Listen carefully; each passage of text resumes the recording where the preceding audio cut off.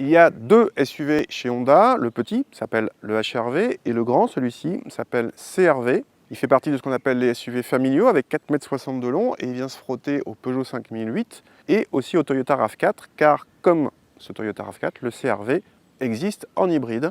En effet, cette cinquième génération de CR-V qui est apparue l'an dernier a abandonné le diesel en Europe. Il n'existe plus qu'en essence ou en hybride comme ici, proposé en 2 ou 4 roues motrices. Donc c'est le premier SUV hybride de Honda qui fait 184 chevaux. Toutefois, il a un fonctionnement assez différent du RAV4 et il rappelle plutôt celui de la première Chevrolet Volt ou de la première Opel Ampera. Et il existe en 5 ou 7 places et ici on l'essaye dans une version haut de gamme exclusive.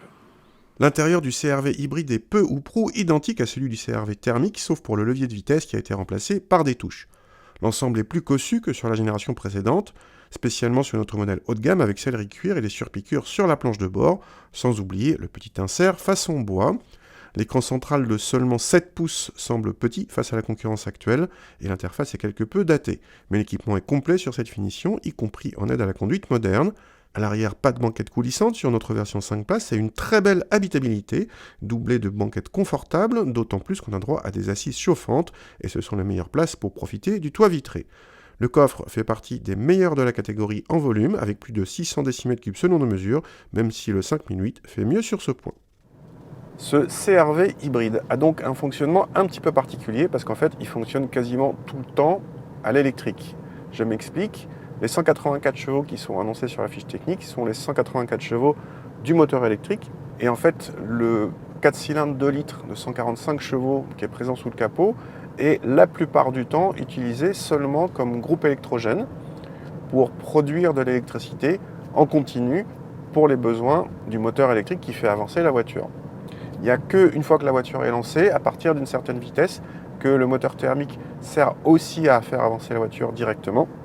Le corollaire un petit peu malheureux, c'est que quand on appuie fort sur l'accélérateur, donc on a un gros besoin d'électricité, et ben ça fait tourner le moteur vite, sans changement de régime, pendant qu'on accélère. Ça rappelle furieusement la boîte CVT, et c'est pas très agréable, surtout que l'insonorisation du moteur thermique n'est pas excellente.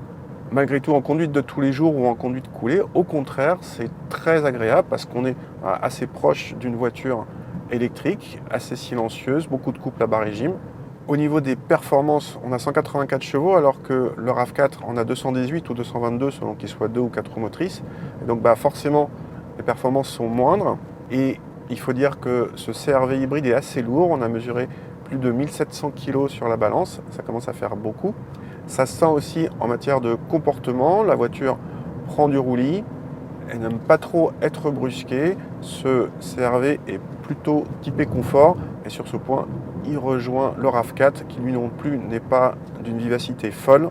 Mais en même temps, c'est logique, ces SUV hybrides n'ont aucune vocation sportive, ni l'un ni l'autre.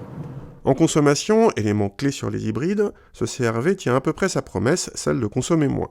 En effet, il est plus sobre que ses concurrents essence de puissance analogue et réclame environ autant qu'un équivalent diesel, mais nos mesures révèlent que le RAV4 est plus sobre alors qu'il est aussi plus performant.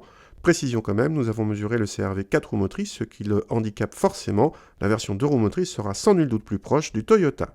En tarif, notre modèle d'essai haut de gamme et 4 roues motrices monte à 45 000 €, soit un peu moins que le RAV4 4 roues motrices haut de gamme et c'est 47 000 €. Les deux commencent en 2 roues motrices et finiront en entrée de gamme exactement au même tarif, à savoir 34 600 €. Des fois qu'on n'ait pas bien compris qu'ils sont concurrents directs.